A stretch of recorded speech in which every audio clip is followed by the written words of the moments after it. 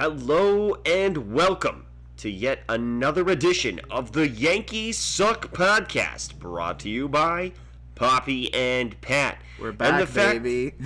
Yeah, we are back. Where did we go? We don't know. Well, mostly we just had a lot of things happening in our lives, and we thought we'd circle back just in time for the All-Star break to give you the captions that go into all the things between the action the Yankees bring to every single part of the table. And they had an exciting week, up and downs that is, a little bit counterintuitive to what we normally see with the Yankees. They played the Reds and the Red Sox, and we'll get to breaking down those series in just a moment. But Poppy, what a week, honestly. Kind of a different week than you've seen all year with the Yankees, but not too worried as a Yankees fan, I wouldn't say. No, I'm not worried in any way, shape, or form. I mean, this team is still a winner. Definitely a weird week. Definitely some plays to look back on. Even back to that first series against the Red Sox in Fenway, just a lot of, non-optimal play.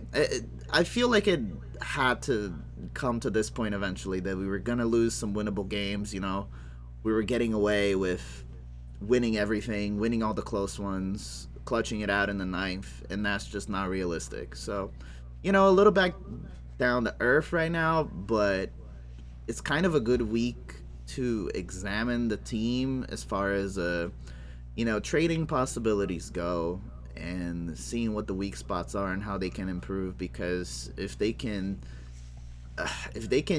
make this team even better with some big names and some big trades, they would be almost unstoppable.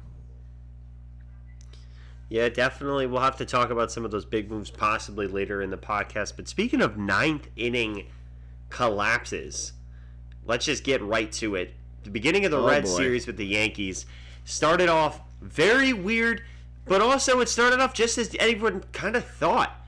The Yankees come into this series against the Reds the first day of the series. The game gets rain delayed, gets pushed to 8:05 due to a storm in the area.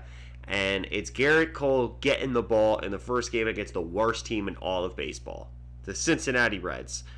Tommy Pham, Joey Votto, and the Cincinnati Reds. Yep. The fantasy football Reds.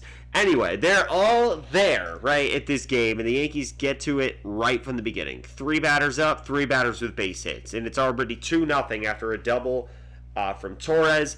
And they would just continue to pound it on with a 3-0 lead going in to the top of the ninth. Oh, and by the way, Gerrit Cole was excellent on the mound through 7 innings. He struck out 11 batters, threw a gem, only allowing 4 hits. Meanwhile, no runs come across the plate. It's a 3-0 game going into the top of the ninth. Boone hands it over to King, and then Holmes in that order. And things start to get away from the Yankees as we head into this inning. And things start to just look so different than what you've seen all years. Holmes had a complete meltdown. Clay Holmes, that is. I'm not talking about a different Holmes, because we've never seen Clay Holmes kind of falter too hard.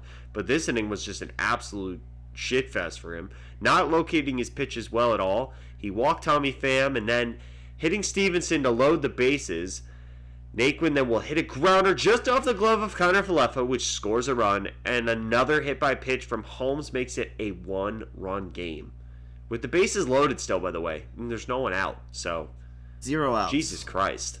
Jesus fucking Christ. Holmes is shitting the bed right here, and it's just not looking good. They call in Wandy Peralta, and that's when you know shit's bad. When Wandy Peralta comes into the game for the Yankees, that's when you know things are just not going the way that we would want them to. And he, unfortunately, does not get the Yankees out of it unscathed. The Yankees nab a runner at home and on 2 consecutive ground balls to hang on to the lead. But with the Reds down to their final strike with 2 outs, Jonathan India comes through with a huge knock. Knocks a fastball out of the zone, dumping it into the outfield to score 2 runs and give the Reds their first lead of the ball game with literally down to their last out. Yeah, it was Jonathan India, the leady hitting. Oh, yeah, I know. So fucking frustrating, man. It was so frustrating. And they do end up going into the bottom of the ninth, down 4-3, and they sealed the win with a nice double play off the bat of Gleyber Torres, who, funny enough, was the hero back in the top of the first and were one of the guys that was really doing well in that inning. And that really was a demoralizing loss, especially for Holmes, who got all 4 runs credited to him. Blown save on a 3-0 lead thrown by Garrett Cole, who threw one of his best starts of the year. He's had some really good ones as of late, but man, that one was honestly a gem. And honestly, you put it in perspective, he was against the worst team in the league, but damn, that one just sucked. And isn't that the story for Garrett Cole, is that he pitches well no matter what the situation, and somehow the team finds a way to ruin it for him? I swear. This happened with the Astros. It's happening now with the Yankees. It's just weird. It's weird. And it's bizarre to me that this would happen to the Reds of all teams. Like, you'd expect Holmes to maybe have a meltdown against, the Red Sox or the Blue Jays in a 1-run game. This was a 3-run game. Right. Like, yeah. Bizarre.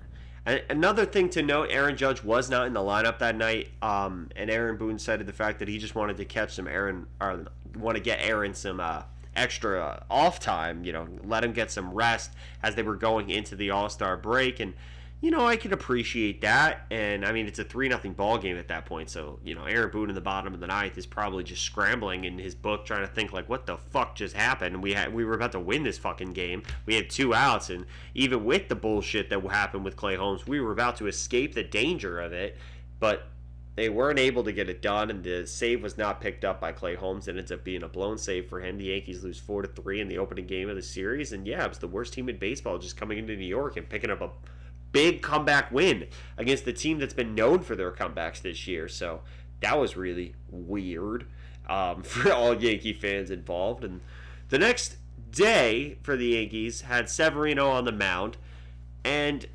he ran into some trouble early on. So honestly, this started to kind of look like some of the worst talents of the opposite side for the Yankees. It started to just look really bad early on, because he did allow 4 unanswered runs, and some of those runs came courtesy of back-to-back-to-back jacks by the bottom of the Reds lineup in the second inning.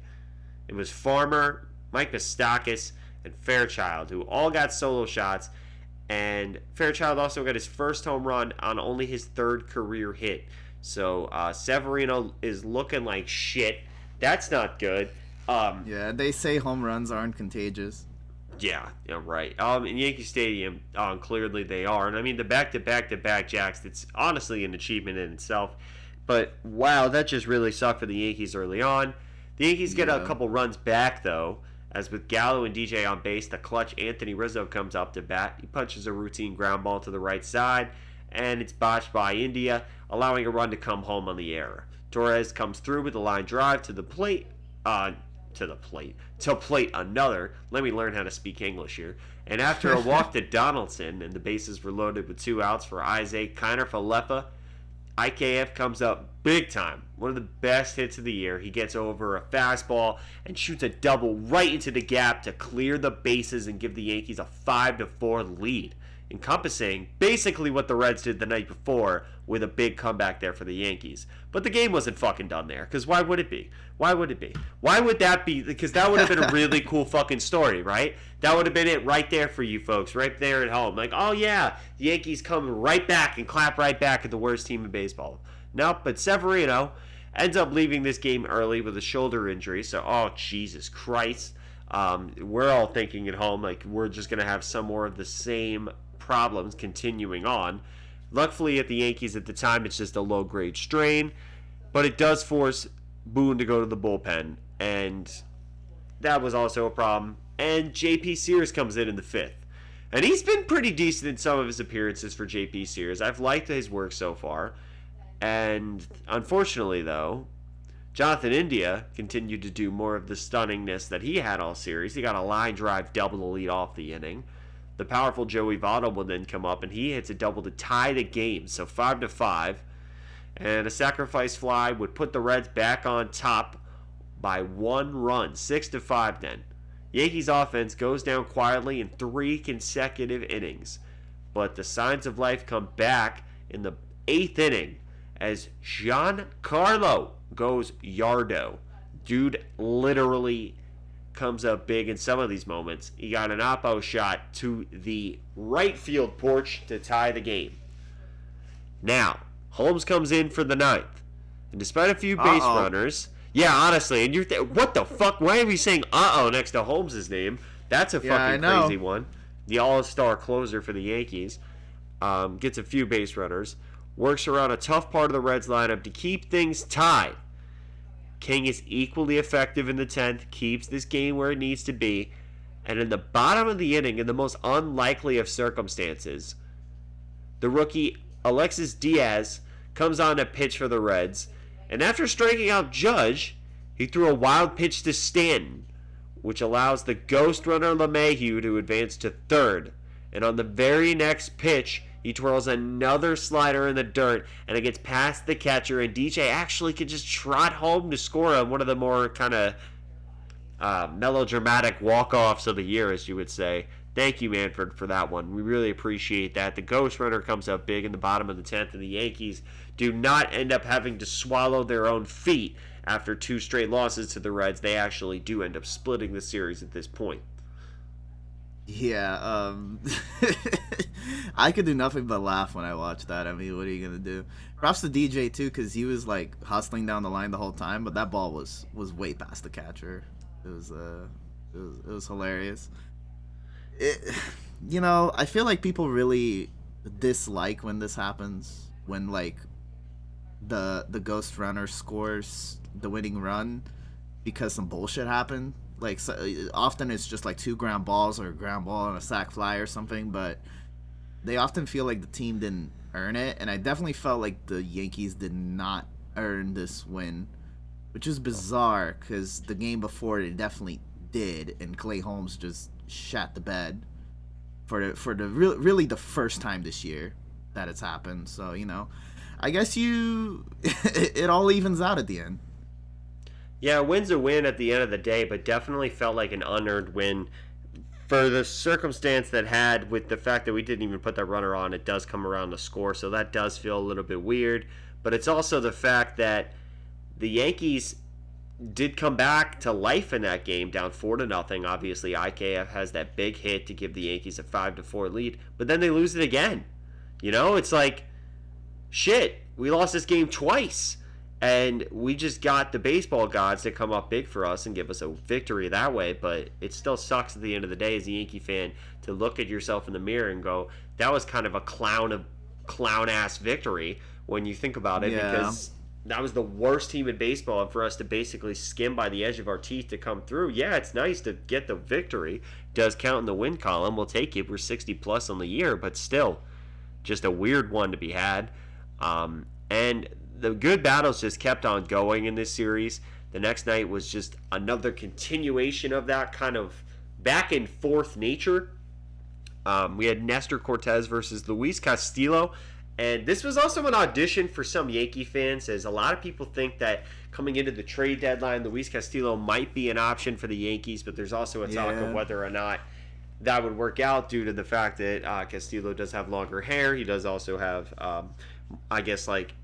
more in-depth facial hair than you would see for a Yankee player, which I guess is like than any facial hair other than a mustache. There's nothing wrong with that, but honestly, the fact that that's even a point of contention here in 2022 is ridiculous.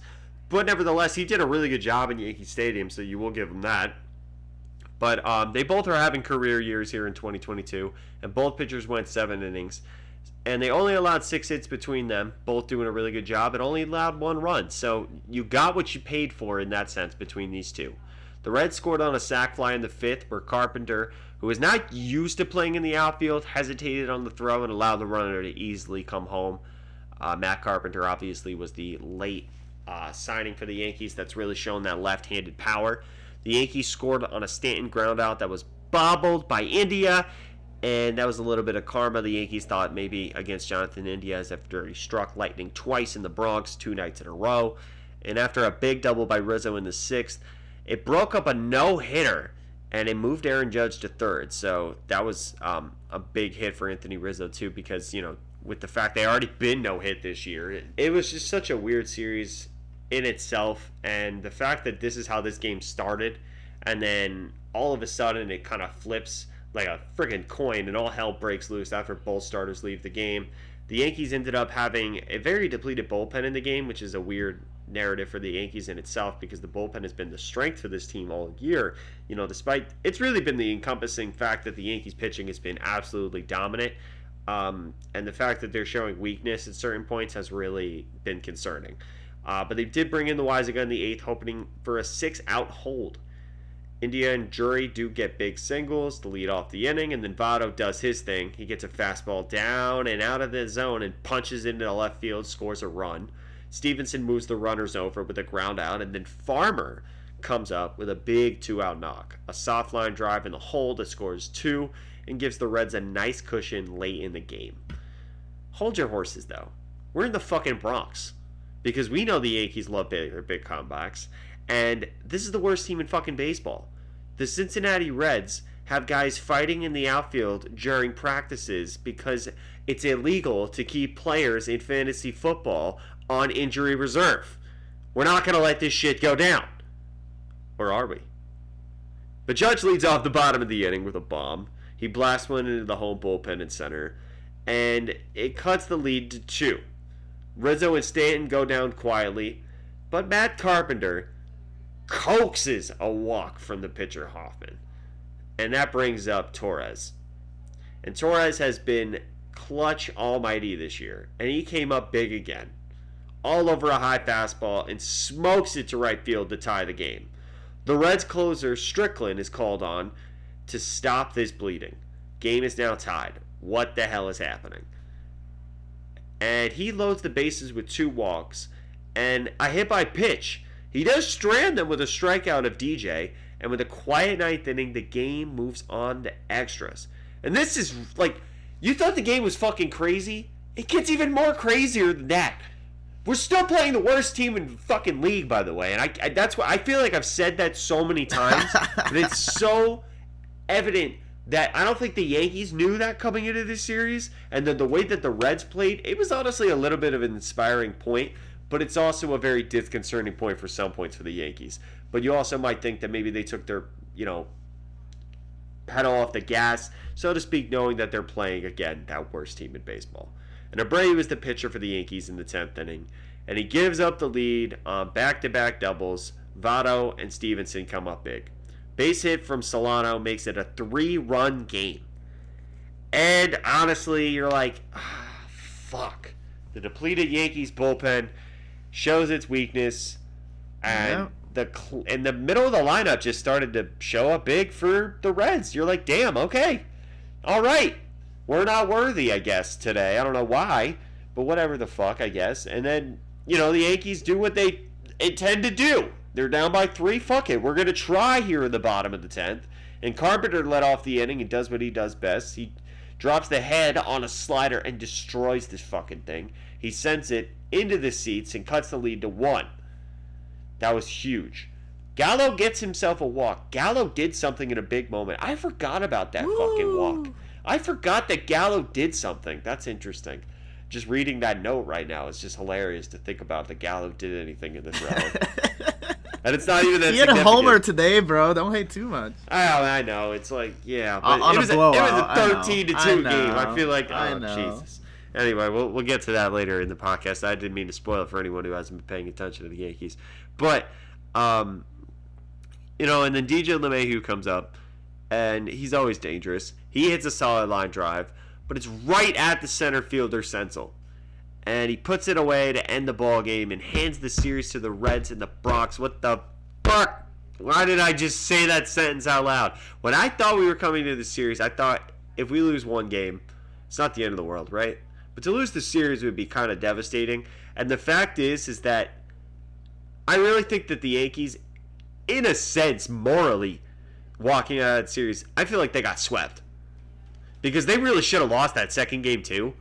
Yep. And to walk away with just a bullshit win in the middle of the series and to not be able to support your bullpen, your pitching, which has been your bread and butter all year, when you really need to pick them up in big moments, it's a problem at times. But maybe this is just 3 games we write off at the end of the year that never really happened because they technically don't really count in the grand scheme of things.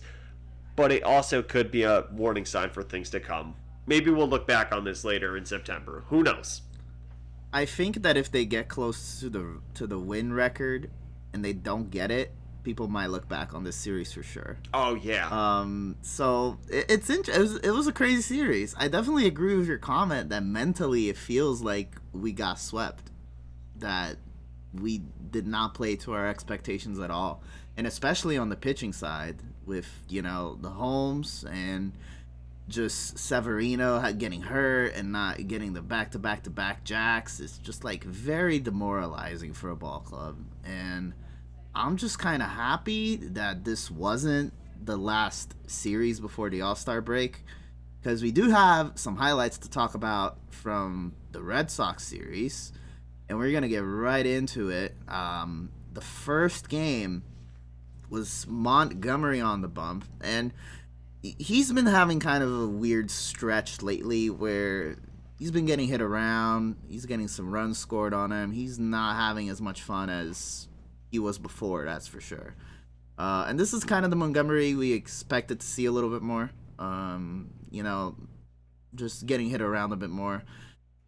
This game, he gets clipped for another 2 runs early on as Devers sends a line drive over the right field wall after Refsnyder earns a walk for the first at-bat of the game. And then 2 follow-up hits from J.D. Martinez and Bogarts put him in a really tough spot with nobody out. He gets out of it, though. He gets a couple flyouts that do not score the runner at third. Then he gets a strikeout to end that first inning. Rough first inning. I think he was up to like 30 or 40 pitches or something. The Yankees came close to tying it in the second after a Carpenter single put runners at the corners. But a nice play by Devers on a hard ground ball where he picked it, was going back. Kind of stopped them from scoring in that inning, kept the runner there at third. They do one better in the third inning, though, as a single by DJ LeMahieu and a walk to Rizzo set up Stanton to do some damage. And then Evaldi, who we all know, the Yankees love Evaldi, makes a mistake. He hangs a cutter in the middle of the zone down, and Stanton's all over it. He obliterates it. It's another line drive bomb for the guy who does it best, and he knew it. He shredded down that line. The Red Sox reply on the very next inning, though. It's a solo shot by Vasquez, who I'm learning to hate now. And the game's tied. Early on, it's 4-4. 2 big slugging teams. You're thinking, oh shit, this is going to be a shootout.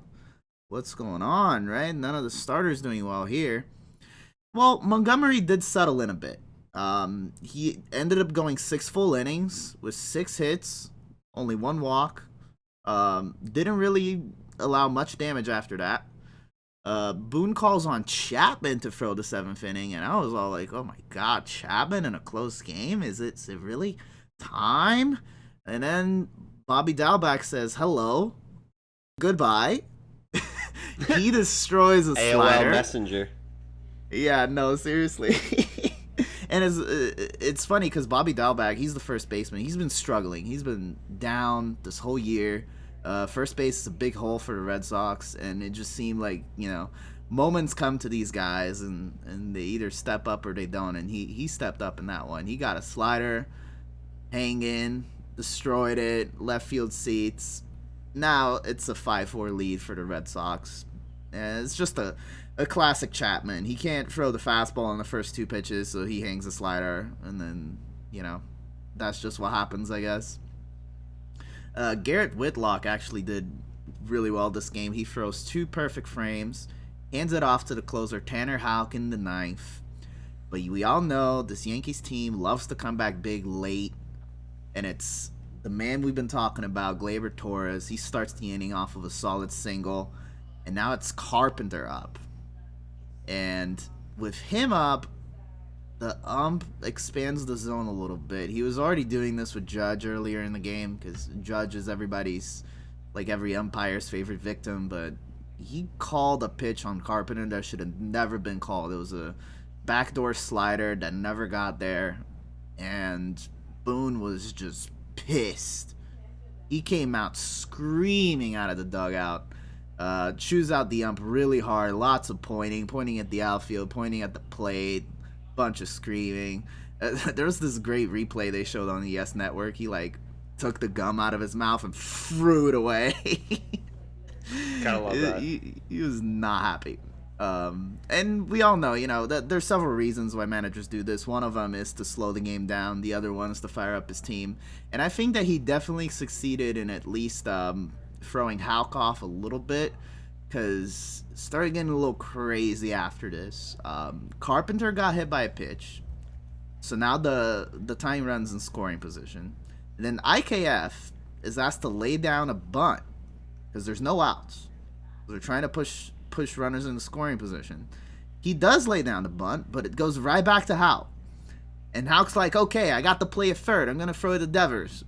And he just throws it away. It goes all the way out in foul territory. It's way past Devers. Torres scores easily from second. And everybody moves into scoring position with no outs. They intentionally walk Hicks, of all batters, so they can have the force at home. They play the infield in. And then Boone calls in for a pinch hitter in Trevino, who we've been known was kind of a clutch hitter this season, especially in the middle part in May, June. He did not deliver here, unfortunately. He hit a hard grounder to Devers, and Devers fired it home to get the out there. Then they got Trevino at first for the double play, because Trevino doesn't run very fast. And that was just... that was the last thing that could have happened. That's really the only way that the Yankees don't tie the game right there. Yeah, that really sucked. Yeah. So the decision to walk Hicks pays off, and the Yankees head to extras for the third time in a row. Twice against the Reds, and then now in the first game against the Red Sox, they go to extras. Both teams would end up loading the bases in the 10th, but neither of them would score. Clay Holmes actually did pretty well to get out of a jam. He struck out all three batters that he faced, or that he retired, I should say. And Houck was blessed by yet another clutch double play, this time a more traditional 4-6-3 double play. But that's what got him out of his jam. And then now we're in the 11th. Michael King is ready to go. And the Red Sox were able to score a run against him without getting a single hit. Vasquez had a deep fly out, which advanced Bogarts to third. And then King uncorked a wild pitch, which is the thing that bit the Reds earlier, which brought the runner home. It was kind of a heads-up play, too, because Trevino kept it in front, but it took a weird bounce. I think it hit off his knee pad or something. So it didn't take, like, a close bounce. And I think Bogarts just had a cold read, like, ball in the dirt, I'm going. And he won the race. Like, Trevino didn't have time to go get the ball and tag him. Like, he didn't have the distance. And it was just like, there was the slow-mo replay where he's, like, almost grabbing the ball and Bogarts is coming to the plate and he beats him. And, it's one of those plays, like, it's risky. But in this case, it paid off, so you're the hero, It was just like how a Rosarena tried to steal home during the World Series, and people laughed at him because he got thrown out. But, like, imagine if it works, right? This is it. Like, it worked. So, props to Bogarts, I guess. To end the game, it was Ryan Brazier. He retired all three batters. The Yankees went down real quiet in this one, and it's another tough loss in this week. Who, for a team that was prevailing in close situations the whole year, it's really tough to see them lose these games late and not come up with the big play. Yeah, definitely. I mean, for the Yankees, especially because you've almost come to expect that this year with how contagious the winning has really been, for them to not win in those big moments, especially coming off of that Red Series. That was just ultimately so disappointing.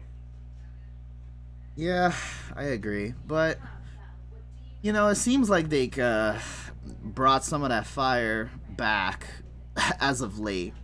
And going into our second game, I personally I was expecting another Red Sox win because it was Tyone on the bump, and Tyone's another one that's struggling a little bit, kind of getting hit around just like Montgomery.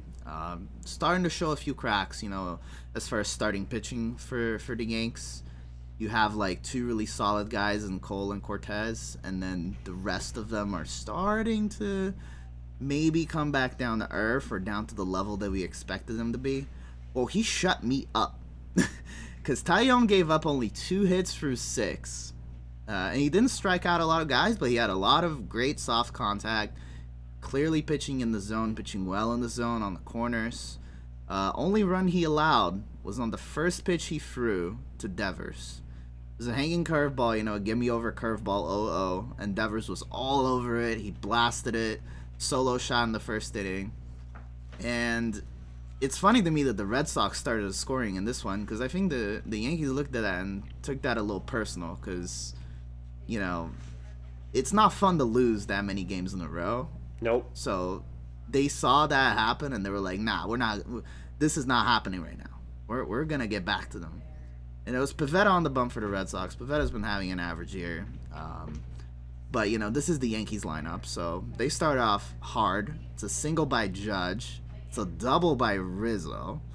And then a walk to Stanton would load the bases. Only one out, which was DJ LeMahieu.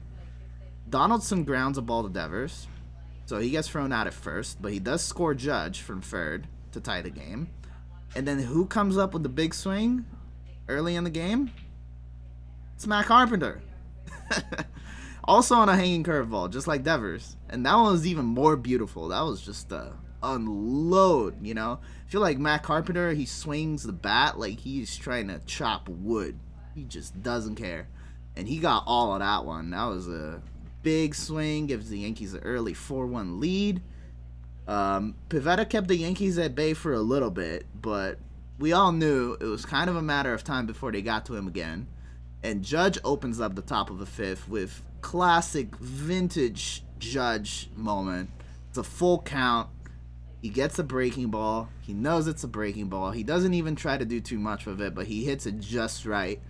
Slaps it into the left field seats. It's a solo shot. Then once again, Rizzo and Stanton find their way on base. And with only one out and Carpenter up again, Cora's like, okay, I'm not going to let this happen. I'm going to bring in my lefty specialist, Hernandez. He's going to get Carpenter out. And Carpenter doesn't give a fuck. He hits another bomb. Yeah, I love that moment. I thought that was hilarious. I was like, oh, you're bringing this guy to face me? I don't think he's got it, man. I'm not sure. This time it was a slider. 0-2 slider, kind of stayed in the zone. It didn't go where he wanted it to. Probably wanted it to break away. And again, Carpenter, he swings for the fences, man. And so far, it's really been working out for him. I can't disagree with the strategy when he gets this many home runs. So he's breaking pitchers' hearts right now. Game really unraveled for the Red Sox after that. Judge hit a second blast. He ties Roger Maris's number of 33 home runs before the All-Star break. So he is right on pace to maybe possibly break that record. They walk Carpenter with the bases loaded late in the game because they're probably so scared of him. They don't want more runs. And then even IKF got himself a pair of ribbies. He got a nice knock to center field. IKF has been a little bit better lately. He had a bit of a slump. Now he's coming back. Still think he's a really good contact hitter that's needed in this lineup. And the person that actually closed out this game for the Yanks was Ryan Weber. Took over for Tyone through 3 scoreless frames and closed this one out. Ryan Weber's a bit of a journeyman. I hadn't heard his name before, but I went to go look him up. He's had a nice career. So I'm surprised that this guy is in AAA a little bit, but I understand that with the Yankees depth and pitching, it's kind of hard to bring everyone into the mix. But I think he made a pretty good case there of trying to keep himself in this lineup. So that was a nice little win. Revenge win for the Yankees. It's 14-1 against the fucking Red Sox. Yeah, that was definitely a nice slap in the face to the ultimate rival for the Yankees. And one stat I wanted to bring up right after this game, which is just so relevant, was just Matt Carpenter's stats for just one moment. And just looking at this year, and obviously it's a very small sample size. He's had under 80 at bats so far in the year. Obviously, he was a late addition to the Yankees lineup. But still, with that in mind, his slugging is at .911. And his on-base percentage is damn near almost .500. It's .469. Like, that's insane. Honestly, he's had kind of a revolution in terms of his ability to swing the bat. His power has been unmatched this year.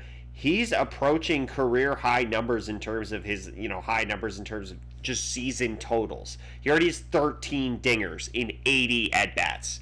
That's insane. That's almost a home run every 4 at-bats. That's crazy. Yep. Every time I saw Carpenter's name, it was a bomb. I swear. Like, this guy does nothing else. And the thing that really impresses me is that I feel like there's not a consistent way to pitch to him. Like, maybe inside, but we all know it's really hard to pitch consistently inside and only inside. And guys eventually start fouling that off a lot. So, it doesn't matter if it's down or up. He can hit it with power. And I think that that's really impressive as well for a guy that wasn't on anybody's radar, coming into the season. So I think that there's a reason they're testing him out in right field. I think that if he can prove that he can play the corner outfield, then he could potentially be Gallo's replacement. But we're gonna talk a little bit more about that later. It's an interesting a possibility to have Matt Carpenter play as an everyday player, because he's just been crazy hot lately. So yeah, I don't know if I see Matt Carpenter playing in the outfield as much as a Gallo replacement, as much as I see it as a way to just get him in the lineup every day, other than the DH role, because you need a way to give Judge or Stanton a little bit of rest by putting them in the DH role. But I just don't think Gallo's replacement might be wearing pinstripes just yet, but we'll get to that later. Yeah, I agree with that sentiment. And Carpenter did play his whole career as an infielder, so either way, he has value as a utility player pretty much, in general. Today, the Red Sox and the Yankees played too. And it was Cole versus Sale. Old school matchup. 2 previous Cy Young contenders going for the series win here. 2 fucking psychos. Yeah, seriously. 2. One quiet psycho and one very loud psycho. One's doing it in the clubhouse, one's doing it outside of the clubhouse. One's doing it to the clubhouse. Yeah, I guess any transitive verb would work here right now. Oh my god. I hope he didn't break any TVs in the Yankees dugout. That would be they'd probably send a bill for that. Did you see that what the farm team for the Red Sox did in response to what Sale had did to their clubhouse, where they actually got a dummy, like I guess a punch bag dummy with a picture of a TV on it, which I think is great way to slap back at them. And also, just before we go on to this, speaking of guys giving back to clubhouses, not that I'm a big fan of the Mets, but Max Scherzer did a really nice thing when he did his rehab start, where he dropped about $7,000 on a dinner for everybody and gave everyone AirPods who worked for the team. So it's just a matter of character for some of these guys. I just like to bring that to the table. No, absolutely. It's kind of a thing that you shower the minor leaguers with some love when you make rehab starts like that. But I think that I agree with you that Scherzer definitely went the extra mile. And he's a really cool guy off the field, in case you didn't know. I know he looks like a psycho on the mound, but Scherzer's a really cool guy. He's one of the good guys in baseball, so. It does help when you're making like $40 million average per year, but Yeah, I'm sure it does. Keeps you happy. You get money. All right.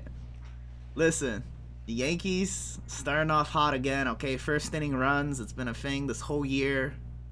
First inning runs, ninth inning runs. They just don't care. So it's DJ LeMahieu setting the table for everybody. It's a double. all right, to start off the game. Judge gets hit by a pitch, actually, and then Rizzo advances both of them to scoring position on a ground out. So Sale's in some trouble. And then Torres hits a ball to Devers. Again, we're talking about Torres. Hits one to third, and he tries to make the play at home. And this time it's Devers with the wild throw. He gets past the catcher. And DJ scores, and on top of that, Torres makes it ways the second. So everybody moves up the base, and it's still nobody out with the runners in scoring position. Carpenter grounds out to the right side. That does bring in Judge. And then a very unfortunate situation ensued. Hicks smoked the ball right off of Chris Sale. And it wasn't just off his body, it was right off his pitching hand. Because Sale went to, jerk back and protect himself, and he, ran his hand right into the path of the ball. And if you were listening to the broadcast, you could clearly hear a little bit of a crack or splinter. And it was not good. Let's just say his hand looked a little fucked up. Pretty sure he broke his pinky finger. I'm not sure if he broke anything else or he maybe dislocated a ligament or something, but he's gonna be out of the game for some time again after just making his rehab start last week. This is his second start, I believe, after returning from injury. Not happy in the Sale home right now. Yeah, I don't know what black cat, what ladder this dude went under, what salt shaker this dude obliterated, but this dude has the worst luck. Seriously. And even though, yes, Chris Sale's a dick. He's definitely a psychopath. The dude did cut up his team's uniforms just because he didn't like them back when he played for the White Sox. This guy is insane, but you still root for the athlete to be on the field, and this is just such a shitty story. 2 starts in to fucking just get a mangled finger like that. It's such a terrible way for things to play out. Yeah, I mean, either way, it doesn't, you want to see talent on the field. Exactly. I don't really care if the dude's an asshole. I don't know. There's so many sports where athletes are assholes, but you don't want to see anybody hurt. Yeah, that's for sure. No one cheers for that, unless you're a Yankees fan in left field, apparently. Maybe it's karma, maybe it's bad luck. Who really knows? But, nobody intended for it to happen. It just happens. Baseball's weird like that. And, yeah, it happened to hit him in the one place it couldn't hit him. Anywhere else, it's a bruise. So, shit. A bad break there for Sale. So, now it's still the first inning, bro. The Yankees scored 3 runs. Okay, so Torres does come around to score during that whole play. And the Red Sox have to find a way to just put pitchers out there because they have nobody. They don't really have a long relief piece like that. Closest thing for them would be Sawamura, but he hasn't shown that kind of consistency yet. And they basically have to use their whole bullpen just to get to the finish line in this game. And you already know that the Yankees were not going to let that happen without at least a few runs crossing the plate. So they feasted on this opportunity. They had a huge rally in the 4th inning. And it starts with 4 back-to-back singles off of Jake Diekman. Okay? The first 2 singles were by Tim LaCastro and Kyle Higashioka, 2 of the worst batters in the Yankees lineup. And that's just the kind of thing that fires a team up. When you see your teammates who you know are struggling at the plate, who you've been around, in the year, and you're trying to pick them up, and they get 2 singles to lead off an inning, you're hyped up. So that just set the table for everybody there. LeMahieu, Judge, single. They take out Diekman and they bring in Ryan Brazier. He promptly walks Rizzo. Everybody loves walking Rizzo. That loads the bases. And then it's Carpenter at the plate. And he doesn't hit a home run this time, but he plays 2 runners with a solid double down the right field line. Beautiful piece of hitting. Hicks and IKF bring in 2 more people. And then the carnage is complete on a deep fly by Tim LaCastro, the guy who started this thing. The backup outfielder for the Yankees, who's known for his contact hitting and his speed, hits a bomb. It's an 8-run inning for the Yankees. Oh, that It's felt so beautiful. fucking good. I just was waiting for you to say that phrase, 8-run inning, because that shit felt so good. Oh yeah, 8 runs, and probably one of the largest pop-offs for the Yankees, especially against the Red Sox. I mean, you love to see it. And it wasn't necessarily off of just, like a nobody. I mean, Diekman, Brazier, they're established guys. They're guys that would pitch in the 7th or the 8th. So, props to them. They did really, really well. And even Gallo got himself a bomb in this game. 2-run bomb late in the 8th. Lord knows he needed a bomb to kind of pop off and celebrate with his teammates, because not a lot's been going his way lately. But, I still respect the man. I think he's going to find some team to play for, even if he doesn't get traded necessarily this season. So we'll see. On the other side of the mound, it was Cole. And, when Cole's confident and he's got run support, he does well. So he was stellar. He hit he threw another gem this week. 7 innings of 4-hit baseball, just like against the Reds, against a tougher lineup in this case. And I think that the Red Sox were a bit over-aggressive because they knew that the Yankees were going to score a lot of runs. So they had to go out and swing. And Cole was just racking up the strikeouts. He had 12 strikeouts this game. No walks. Just a well-pitched game for Cole. And I believe it was Litke who closed this one out. The one silver lining for the Red Sox was Jeter Downs. He had his first career bomb early in this game. Went 2 for 3. I think he's shown some defense. He showed some good defense early, so I think he's slowly starting to turn into a good major league player, even if he doesn't have the hitting ability just yet. I can see this guy having some success in the majors, even if he doesn't necessarily end up playing for the Red Sox, because their situation right now with Devers and Bogarts is still up in the air. So we'll see. Yeah, we'll definitely see. I mean, it's also cool to see some of the development of some of the younger guys for sure. And it's also really weird to hear Red Sox fans chanting Jeter. That really is fucking weird. The irony of that is just beautiful to me. The game that the Yankees lost in Fenway, the 7-6. Jeter's got the hit on that, right, to get the first base. That was his first career hit. And then the real reason why they scored that run was because of his speed. Like, he busted it out to home and made Gallo throw aggressively. If it's a slower guy out there, they probably hold him. So I think it was really cool that he won that game for him on his first career hit. I think that baseball's unexplainable sometimes, No, definitely, and I think that was kind of cool in a story in itself. Obviously, it didn't end up panning out well for us on the other end, but it was definitely cool to see that happen. Yeah, I agree with that sentiment. So that was the week for the Yankees. 2 big wins late, but the rest of it was a bit of a slog. And, it's the All-Star break now. I hope they recover. We do have some news on the trading front here. Not big news, but we have a familiar name returning to the Yankees clubhouse this year. It's Tyler Wade. I know that guy. Yeah. You remember Tyler Wade? Everyone thought he was good, then he sucked. And then he went to the Angels. Well, now he's back. Yeah, because they optioned him and he was sucking for them. So we thought we'd just get him back.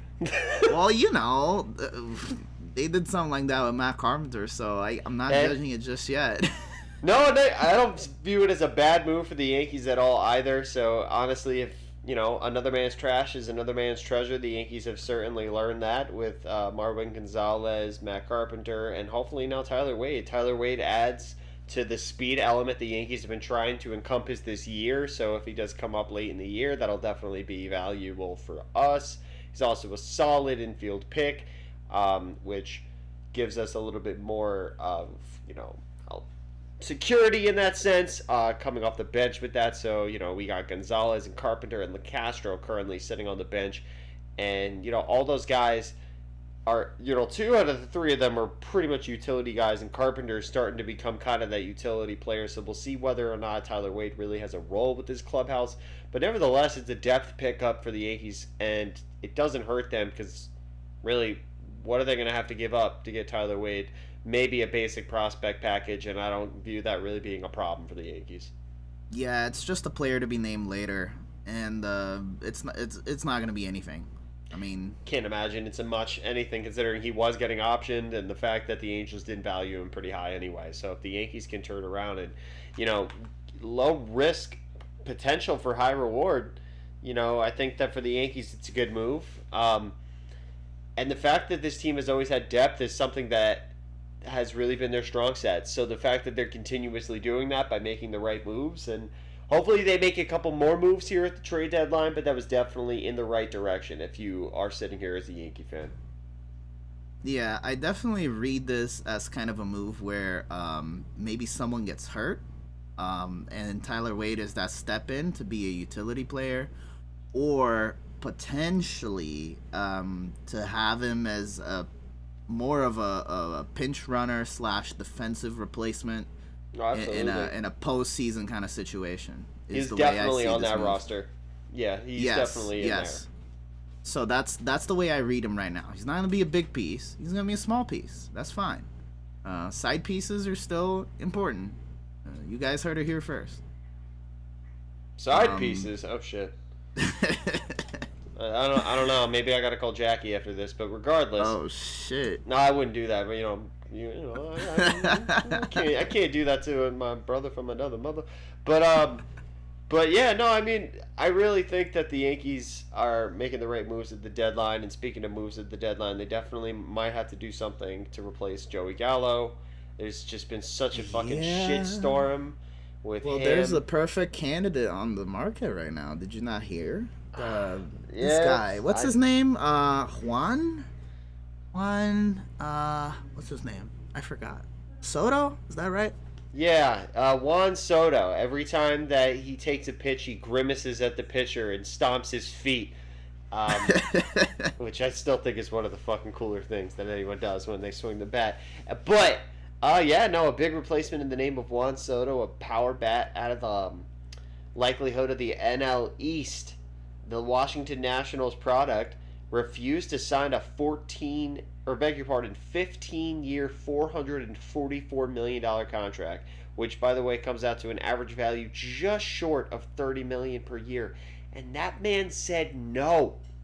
I mean, if someone was going to pay me $400 million to do anything for the next 15 years, I would take it. But he, I guess, did not think that his likability or his marketability would continuously grow in the Washington market. I can kind of see maybe where he's coming from with that. There has been some contingency with discussions with the Washington general manager in previous times. There was difficulty with getting Strasburg signed up. There was difficulty with getting Scherzer signed up. Obviously, he left. So, it's been an overall tough issue for them. I think that's a huge factor. I think that I agree. And the fact that they already won once. So, like, Soto got a taste of victory, and then right after that, they go and sell off the team. And now they're not really making any real moves to be competitive. So he's like, nah, man, I'm going to go to a place where I know I can be competitive year in, year out. I'm not playing this game. I'm not going to waste my career here, because he knows that part of what makes players great and puts them in the Hall of Fame is winning it all. That's just the truth of it. And I agree with you, but I think two things are happening right here. I think that Juan Soto does want to leave. I think he definitely does, and I think that I don't blame him. Just like you're saying, I mean, the team is not trying to be competitive at all anymore. Why would he want to stay in a place where his entire career for the next couple of years, and or for 17 years, if you take the 2 years of contractual obligation already and then add the 15 plus with the contract extension, why would you want to stay somewhere for 17 years to rot and never do anything relevant ever again? So with that being said, that's great, but also I don't think that the Nationals are going to be so quick to just ship off Juan Soto. I think it's almost kind of like they're kind of gaslighting the market a little bit with this, considering that I don't see them finding a package that's worth Juan Soto just like the flip of a switch right before the deadline, especially when he's got 2 years left of control. It'd be one thing if Juan Soto hits the market this offseason and there was urgency to get Soto off of Washington, but I don't see this move happening so fast.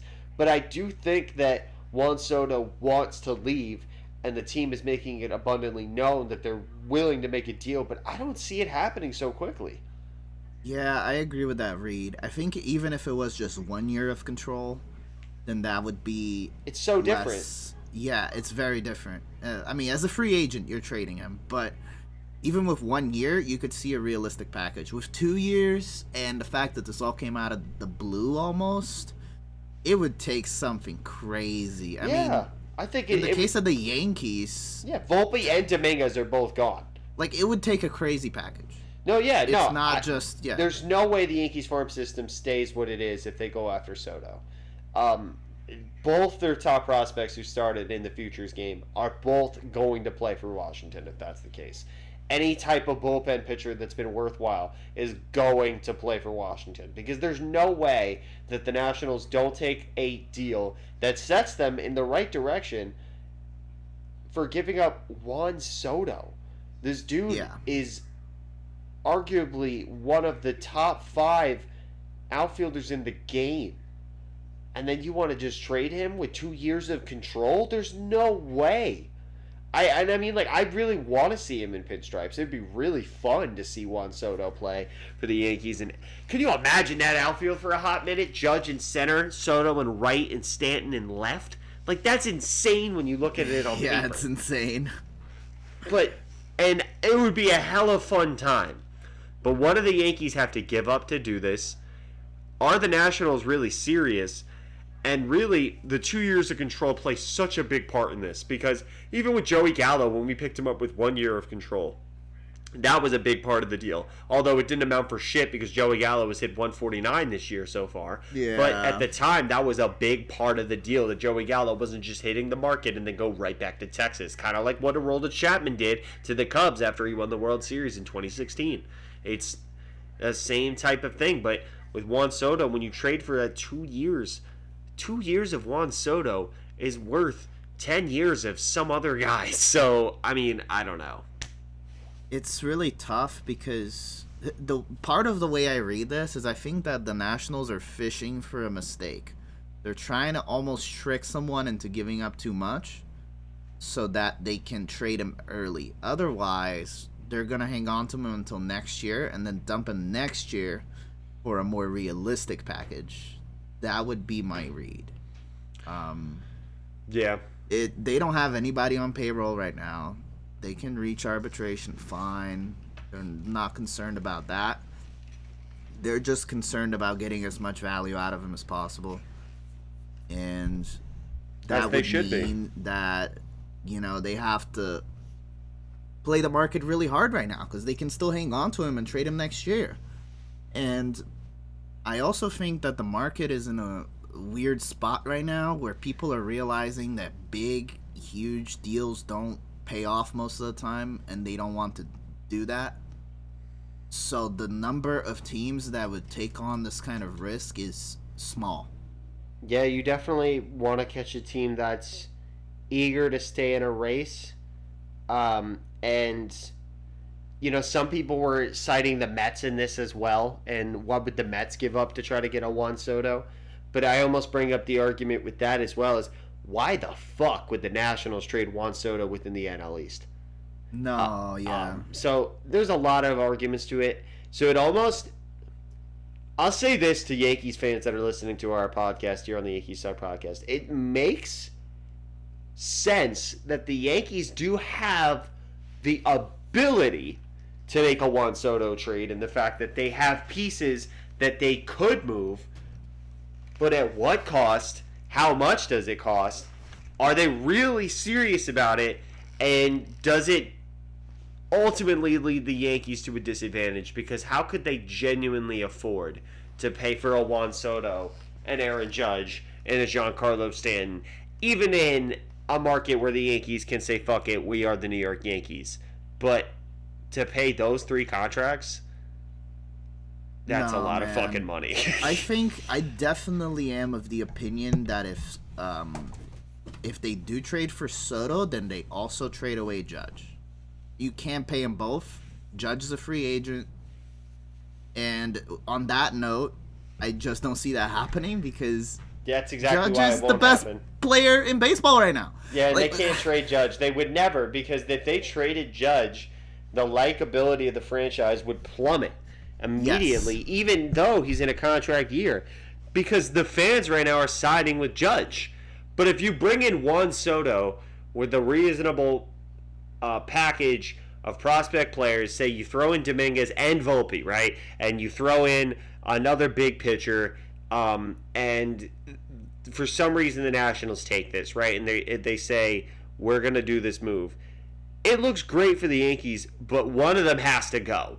One of them's going to the free agent market, and it's probably going to be Aaron Judge. And that is what would drive Yankee fans ultimately to the brink of what the fuck are the Steinbrenners doing? Because honestly, if they didn't win a World Series and then Judge hit the free agent market and Soto and Stanton were the faces of the franchise after that, I feel like a lot of people would lose a lot of respect for the Yankees organization.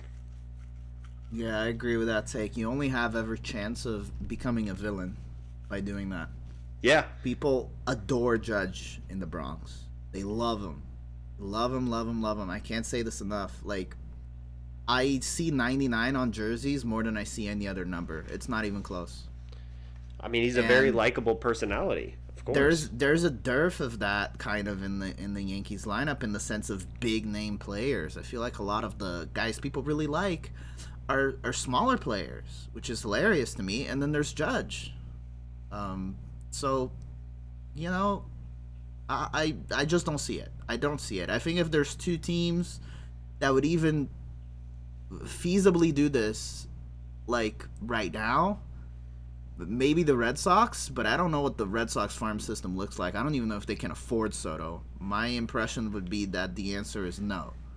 And then there is one team that can definitely afford Soto in the Dodgers, but where do they put him? do they need him? They don't need him. Yeah, they already have Mookie Betts playing second base. Like, you know, like they have enough fucking problems with just putting people in the field. Like, Yeah, exactly. Because they already have too many damn stars. But I agree with you that those are the two teams of relevancy that could make that argument to make this move. And I just think that they're looking for one team that's desperate to get into the conversation.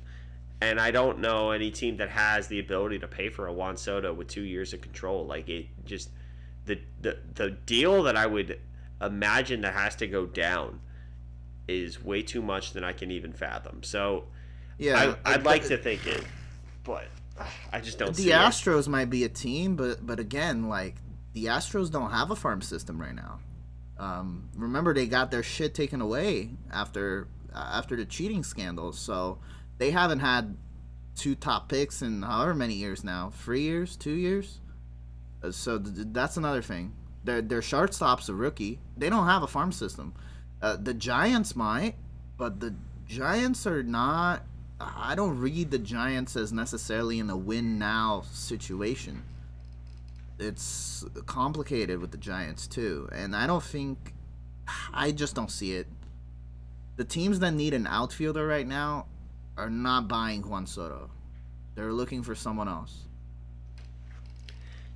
Yeah, it's really more just an appealing idea versus really anything. And you're right, the Giants really aren't in a position to be winning now. They're 12.5 back in the NL West, and the wild card, obviously, with the extra spot this coming year, you know, creates the possibility that they could be in this argument. They are a half game back in the wild card. I mean, it's a compelling narrative, but it's just too good to be true in my eyes. And I think that Juan Soto knows that this is going to get dragged out probably up until his last year of control, and maybe he gets dealt in that year.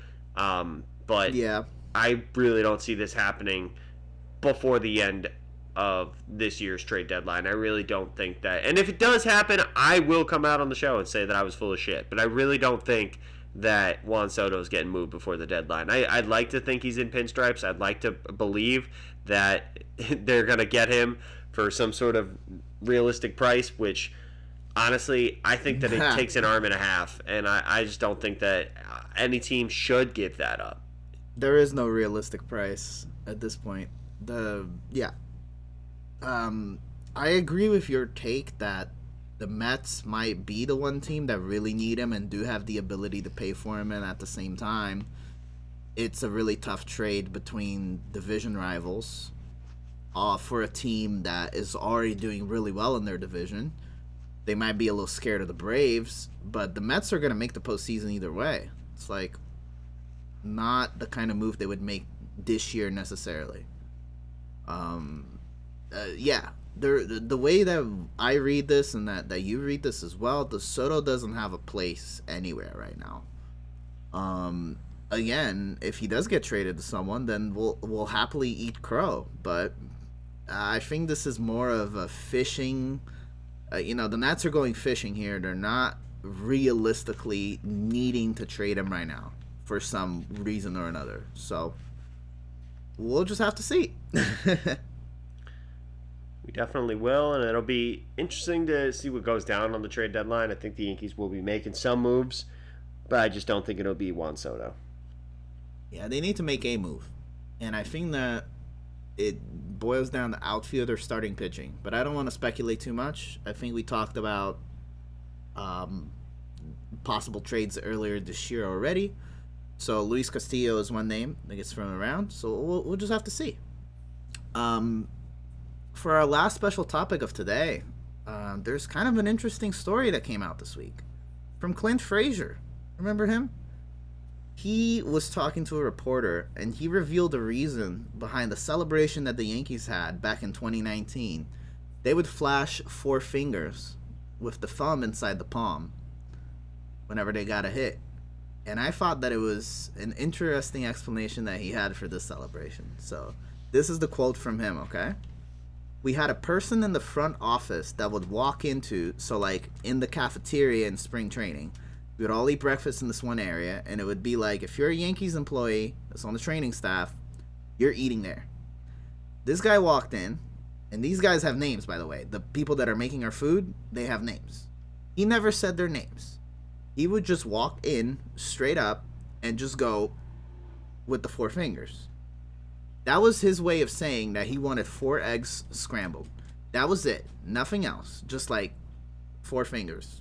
Didn't say a word. So I know the 4 was created afterward because it was like, hold on. One of our players was like, that needs to be addressed. So for the rest of the year, this is going to remind you that that guy that makes your eggs has a name, and you can call him by his name if you want eggs.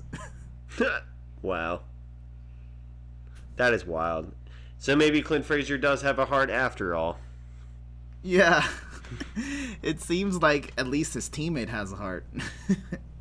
Yeah, I mean, that's I just thought that was funny, and they didn't tell anyone, because kind of story like that would ever come out. Yeah, it was just little side note there. I thought that was really interesting. We haven't seen a unique celebration this year yet. I'm waiting for one. Yeah, we'll see one come out eventually. But speaking of uniqueness, as we come into the All-Star break, we do have a unique category that's being launched here at the Yankee Suck podcast. We're doing some trivia for Poppy. Are you ready for your trivia question? I'm ready. All right. Since 2012, what 2 seasons did the Yankees send 5 other players to the All-Star game? And what player was the only player elected both times? Oh, boy. Chapman? It was not Chapman. Not Chapman. But I believe Chapman was on one of these. Yeah, that sounds right to me. So that is a hint also as well. Yeah, but that doesn't help me much, though. They are not consecutive years as well. Yeah, okay, I figured that much. And I bring this up because the Yankees actually are sending 6 guys to the All-Star game, the most that they've sent since 2012. Which is really awesome, by the way. Absolutely great. I believe that them and the Dodgers have the most representation right now. I believe so. I'm going to say 2013 and 2017. All right. You got half of it. If Oh 2017 was shit. one of them, Yeah, okay, that sounds right to me. and the other year was 2019 for those back home. And you're not going to believe the answer for the person that went both times. Are you ready for it? Yes. Gary Sanchez. Oh yeah. Oh, that kind of does sound right though, because they didn't have many good catchers in the AL. Nope. And Gary Sanchez was one of the best offensive approaches at the time. He started to diminish towards the end of that campaign and then towards the second half of 2019. And that's where the criticism really started to boil up. And I think that's when his time in New York started to really fall apart. But that was when Gary Sanchez was one of the best hitters in the American League. And also, we brought up many a times that Gary Sanchez was one of the biggest home run hitters in terms of catchers in the American League for much of that time. So a lot of people sleep on Gary Sanchez, but he was a two-time All-Star for the New York Yankees. People loved Sanchez in 2017, 18, 19. They loved him. And then I they don't- hated him the train, fast. yeah, the train fall off because he couldn't play defense anymore. But that's a little different. But I think that people definitely forget. They sleep on him a little. That's the kind of guy I would love to see play like first base. If he didn't have to worry about all the catcher stuff, I wonder if his career would have gone different. Yeah, I also think the pressure of New York definitely didn't help. And he's a very hypercritical athlete. He's been in many of interviews where you really start to notice that he is his biggest critic. He is a perfectionist, and to be that in New York is really hard. And he really took it hard when fans would actually boo him, and he would take it very personally. And to be in an environment like New York that's so toxic in terms of its fans, it's really hard if you don't have a thick skin. So, I give Gary Sanchez a little bit more credit than a lot of people in New York give. I think he just deserved to be outside of this market and be able to flourish somewhere else. And I believe he will have success with the Twins eventually. I just don't think that, honestly, he was made to flourish in a market like this. Yeah, I can definitely agree with that. There are guys that just don't fit what New York fans and media bring to the table. It's always about what I you've done for me definitely- lately. Exactly, and I definitely think that Gallo fits that bill too. So they get on a downward spiral and they can't find themselves out of it. So, you know, we'll have to see with Gallo specifically what happens to him, but I think that the mental aspect definitely got to him a bit. But let's talk about the best player this week. I think that people that were paying attention earlier in the podcast might have an idea of who the best player of the week is. It's Matt Carpenter. Matt Carpenter hit 3 bombs this week, which for him it's almost a pedestrian kind of week, because I swear he hits like 2 bombs every week at least. Like, this guy doesn't stop. He also had 2 doubles on 6 hits total. So 5 of his 6 hits were extra base hits. Nothing but missiles. Okay, this guy just swings the bat like crazy. Drove in 12 runs. Sure does free run shots really help. And he's been so hot lately that Boone is just shoehorning him into the lineup to get him playing time. He's putting him in the outfield, which is not a natural position for him. He played him in all 3 matches against the Red Sox. So he got a rest day against the Reds. So he's playing in the matches that matter now. And, getting himself some more playing time. Doing good so far. Is just the upward trajectory for him. This is a guy that could have been player of the week in other weeks. Just surprising. I mean, impressive, surprising. I don't know what else to say. I think that they found this guy out of nowhere. Yeah, and they benefited so much for doing so. And I'm very happy for them for doing it. Thank you, Matt Carpenter, for everything you've done. Please continue to do it. Thank you for your mustache and your sense of fashion. Man, love that guy. Love his swing. Yeah, he just has a really nice swing too. And it's unfortunate that, as a vet, I'm sure he felt like he was being slept on. And I can't imagine what that feeling must have been like for the better part of a year. To feel like your organization is not paying any attention to you despite you putting in the results. It's not just him. This happens around the league. You've seen other cases like this, but he's definitely one of the more salient ones for me this season because of just the power. And especially, obviously in Yankee Stadium. I mean, that stadium's just built for him. So, Yeah, and it goes to show a change of situation sometimes can be the best thing that can happen for some people. And for Matt Carpenter, it literally was the best thing. Dude's on base percentage is almost equal to 500. He's 0.031 points away from that, folks. That's pretty crazy. So give him all the credit he deserves right now. And under 80 at bats, he's really shown that he can earn some pinstripes here in New York. all right, Pat, you wanna tell us what the worst player of the week is? Well, Poppy, I can't believe I'm telling you this right now, but the worst player of the week, it was Clay Holmes. He actually had a really wild one against the Reds. We talked about it earlier. He had 4 earned runs chalked up to him, where he gave up only 2 earned runs during all of his appearances before that outing. So he doubled his run total in one fucking night, which is insane. And his next... And it shows, by the way, sorry, it Oh, shows how hard it is to maintain a sub-1 ERA. Because the ERA jumped to like 1.4 or something after that. Despite the amazing, crazy years that he's been having. You have one blow-up outing, your reliever doesn't pick you up. Well, shit, now you're just pedestrian, I guess. It's crazy. Yeah, and it sucks for him because I know he's worked really hard to keep it where it was. And, his next appearance was also a little bit dicey. He did not seem completely in control. And on the second match against the Reds, he walked the first batter and had a single on a pitch right down the middle. He just did not look like himself. Then he got lucky on a couple swings on pitches out of the zone and got out of the jam. But just did not look like himself. And against the Red Sox in extras, he looked a little bit more like the dominant Clay Holmes we are used to seeing. Did load the bases on a hit and an intentional walk.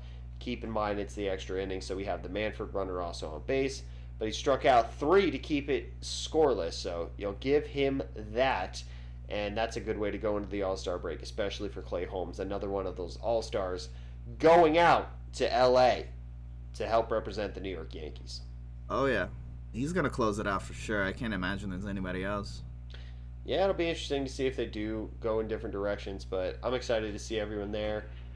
Definitely excited that Stanton did not decide to do the home run derby as well. Yeah. Number of people dropped out of that, actually. There was some weird story last year on how, what was it? Pete Alonso broke his swing and Soto fixed his swing or something. Like, they had crazy splits before and after the game. But I mean, who knows how real that really is. It's mostly in people's head, I feel like. It's also like, if you're really unable to change it after one night, I don't know. It just feels like, if you're also that dedicated to the home run derby that you really change it so much, like come on, man. Like, the home run derby then you're fucking up. Yeah, if you're changing your swing because of it, you're fucking up. Your perspective is very different, and it's like, what really is important to you? Like, what are you really trying to value out of this situation if you're really that dedicated? Like, I could not give a fuck if a Yankee competed in the home run derby and didn't win. Like, it's not like I'm gonna be like, oh, that sucks, but I'm not gonna be like, upset like we lost in October. It's the fucking home run derby. Who gives a shit? Nobody remembers who won the home run derby. I just remember Pete Alonso does it every other fucking time he's in it. That's about it. Who would you be most sad to lose in the postseason for, the Blue Jays or the Red Sox? I know the Astros are number 1. I just want to know the other two. Probably the Red Sox, although the Blue Jays, especially with what's going on with them after firing Montoya and the fact that their team really hasn't been able to put it together, it would definitely be a little shitty to lose to them. But the Red Sox, it just always hurts to lose to Boston. So that one would always hurt. Yeah, it hurt last year. It'll hurt this year too. Yeah, I forgot about that the Red Sox knocked you guys out. Damn. Fucking Jesus. Kyle Schwarber. Yeah, it was. That's right. It was Kyle Schwarber year. Yeah, he's fucking second in the entire MLB, first in the NL in home runs for the in the NL East. Dude, it's just fucking raking him. I mean, and he obviously is doing it on a team that really hasn't been dominating the Phillies, so you got to give him credit. Yeah, it's the Schwarber Harper party, and it's too bad they've been plagued by some injuries. That team would have been really interesting to see, I think, in the postseason, because it's a kind of a weird, wacky team, but they had the pieces there, and I feel like the Phillies are still, weirdly enough, buyers, and are going to try to at least build, if not for this year, for next year. But we'll see. I agree with you that Holmes deserves and needs some rest. His stuff is still really nasty, so as long as he can keep it in the zone and locate, his number one thing when we started the year people talked about after Chapman got hurt was just control. So get the control back, nobody's going to be able to hit you again. Yeah, and there's plenty of guys on the Yankees roster that just genuinely needs a little bit of rest. Severino's definitely in that category, wondering what's going to go on with him. They're saying that he's got a lat strain, and it's pretty much the same injury he had last year, but it's not as big of a deal. We're just going to hope that that's the same case. Miguel Castro, we're obviously waiting for him to come back in terms of the bullpen. And many other guys that just, you want to make sure that they're coming back and they're going to be A-okay. And apparently Domingo Germán's in the mix somewhere down there. He did a rehab start recently, so we'll see whether or not he has any relevance back into this Yankees rotation coming into the latter half of the season, especially with some of these injuries coming down the path. But we'll see. Germán would have to do incredibly well, but I mean, at the same time, it's interesting with Severino because the shoulder is one of those places you do not want to hurt several times. It's one of those spots you get reoccurring injuries on. So again, give it time, but it's kind of a worrying signal for him for sure. And the continuous nature of it is the really strenuous part for the Yankees, that it just is a rebutting issue. And as a Yankee fan, I'm almost a little thankful they didn't sign him on a big contract of more than 4 years. Because if by the end of this, it is unfortunate that Luis Severino is not as nearly as effective as he was, at least the Yankees did not sign him to a Garrett Cole type of contract where we just have to deal with this for a while. Yeah, well, you still got Cole, He's going to pitch excellent in 4 out of 5 games, then completely blow one. So, it's fine. Yeah, and the one he's going to blow is going to be in the postseason against the fucking Red Sox. Game 7 of the World Series, I know. Yeah. Yeah. What are you going to do? All right, well, we're going to get some rest. We're going to watch the All-Star game. We're going to have fun. And then it's right back to action, man. They got to catch up on a series, if you didn't remember. So they're going to Minute Maid for a doubleheader against the Astros. 2 games in the same day. And then it's 3 games in Camden Yards against the O's. What do you got on that, Pat? Rested team, big rival. And O's kind of lurking in there. Had a big win streak recently. Yeah, I mean, I think the Yankees are going to come right out the gate, get right back to business. I see them going 4-1. Ooh-ha. Okay. It's all away games, so it's hard to tell, but I definitely think the Yankees are more of a team to stay clutch and be clutch than anyone else in the league. So I agree with your sentiment. I think they might drop one with the Astros and drop one to the O's. So let's say 3-2. And yeah, it's gonna be a shorter week, but we're still gonna try to get the podcast going. Still plenty of baseball to be played in this season. It's fun time. It's trade time. So we'll see if we get some more rumors coming in. We'll see the rumors as they come in. We'll get them to you right here on the Yankee Suck podcast. Stay tuned next week as we will break it down more and more as they come along. Thanks for popping in, guys. Thank you, guys. Have a great day. See you.